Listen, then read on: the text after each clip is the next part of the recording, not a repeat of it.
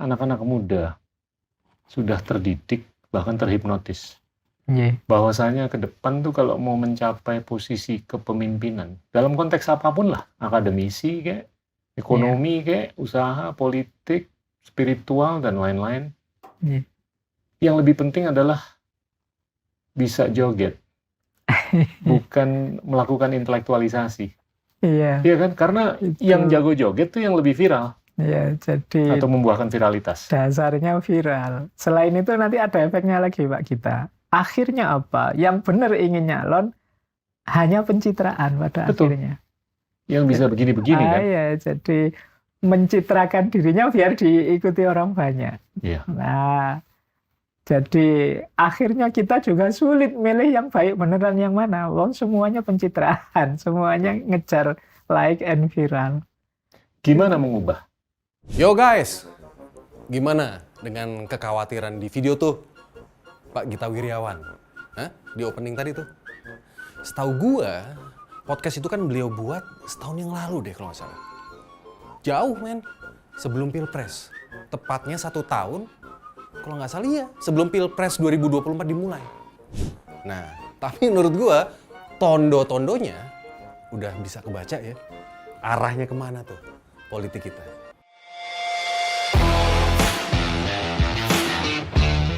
Nah, mayoritas pemilih kita yang masih dipengaruhi oleh FOMO atau fear of missing out, atau bahasa gaulnya nih, ikut-ikutan aja lah.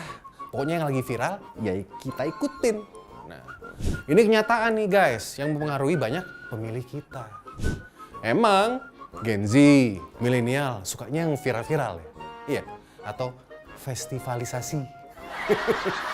Ini menunjukkan guys, adanya potensi untuk pemilih kita nggak selalu membuat keputusan yang rasional. Tapi memilih kandidat yang sedang populer nih.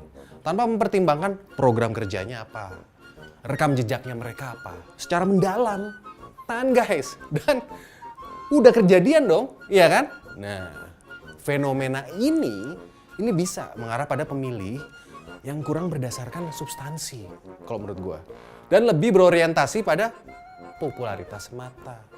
Nah, kalau menurut Pak Gita Wirjawan nih, orientasinya mereka itu lebih ke sensasionalisasi dibanding dengan intelektualisasi.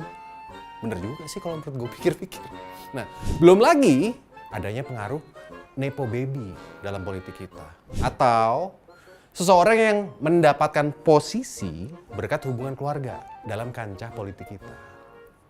Dan itu kenyataan yang harus kita hadapi guys. Dan ya mau gak mau harus kita terima, iya kan? Nah, jika pemimpin yang terpilih dalam faktor ini, hal tersebut dapat mempengaruhi persepsi publik terhadap apa? Legitimasi dan efektivitas kepemimpinan. Nah, ini juga bisa menimbulkan keraguan tentang keseriusan reformasi guys. Ada yang bilang, apa kabarnya reformasi? Yang masih seumur jagung umurnya. 25 tahun. Tapi kok produk yang dihasilkan nih bukannya semakin baik, malah mandek. Ada gue baca tuh di komen-komen tuh. Bahkan mungkin nih bisa kita sebut mundur teratur. Bener nggak menurut lo? Nah, terus nih gimana terus kualitas demokrasi kita nih pasca pemilu 2024? Iya kan? Ada juga yang ngomong gitu. Ya kalau pemilu cenderung diwarnai nih oleh kampanye yang berfokus pada gimmick daripada adu program, maka ada risiko bahwa kualitas kepemimpinan nanti nih yang muncul nggak akan memadai kalau menurut gue untuk menghadapi tantangan nyata loh ini yang dihadapi kita semua dan negara kita, Indonesia. Bukannya kepemimpinan yang efektif, ini ada pertanyaan loh, bagus. Bukannya kepemimpinan yang efektif memerlukan lebih dari sekedar kemampuan untuk menarik perhatian publik guys. Tapi juga kemampuan nih, lo harus bisa analitis, ya kan? Strategis, empati untuk melayani kepentingan rakyat. Nah terus, pertanyaan lagi nih, setelah keputusan MK nanti, prospek demokrasi kita ke depan gimana nih? Ya mana gue tahu. Gue sendiri juga masih penasaran guys. Nah, tapi nanti akan gue coba jawab ya di akhir video ini, oke? Nah, setahu gue, Demokrasi yang suram atau enggaknya nih, itu tergantung pada gimana elemen-elemen seperti pendidikan pemilih, terus integritas proses pemilu, dan kualitas debat publik itu dapat ditingkatkan dong, iya kan? Jika mayoritas pemilih mengambil keputusan berdasarkan FOMO atau ikut-ikutan tadi tuh, dan bukan pada diskusi yang mendalam tentang kebijakan, program kerja, bukannya demokrasi bisa mengalami degradasi lama-lama? Ini pertanyaan juga loh, iya kan? Sebenarnya ini bisa diatasi guys, dengan pendidikan politik yang lebih baik, literasi. Ini salah satunya nih, caranya dengan yang ngimbangin konten-konten di medsos, di TikTok, dimanapun, dengan media yang mendorong analisis yang lebih mendalam. Oke? Kalau kita lihat ke belakang, waktu kampanye kemarin, nah ini menurut gua, ada nih tim yang berkampanye berbasis gimmick aja. Ada juga tim yang mengedepankan program guys. Ada nih, 2 paslon tebar program. Tapi ada lagi satu nih, yang lebih kampanye berbasis gimmick. Kecenderungan untuk mengandalkan gimmick nih, atau festivalisasi, sensasionalisasi dalam kampanye, seperti jogetan, itu sebagai tools, emang menarik. Tapi kurang substansi menurut gue. Nah ini adalah indikasi dari kurangnya program guys. Tapi kan realitanya lebih digemari oleh Gen Z. Iya kan? Nah, kan udah ada buktinya. Nah, hal ini menimbulkan pertanyaan tentang seberapa jauh sih kandidat-kandidat tersebut tuh mempersiapkan diri untuk mengatasi masalah nyata loh ini yang dihadapi oleh rakyat. Ya tapi kalau ya mau gimana lagi ya kan? Toh mayoritas masih aja suka yang festivalisasi. Nah, sementara kampanye yang menebar program tuh malah belum dimenati guys. Gak laku sama mayoritas pemilih kita. Aduh. Kampanye dengan menyertakan nih debat, diskusi terbuka tentang cara-cara memperbaiki masalah sosial, ekonomi, politik malah nggak disukain guys sama mayoritas pasar pemilih kita. Padahal masih banyak loh pertanyaan yang harus dijawab oleh para calon pemimpin kita beneran sebelum kita akhirnya memilih dia.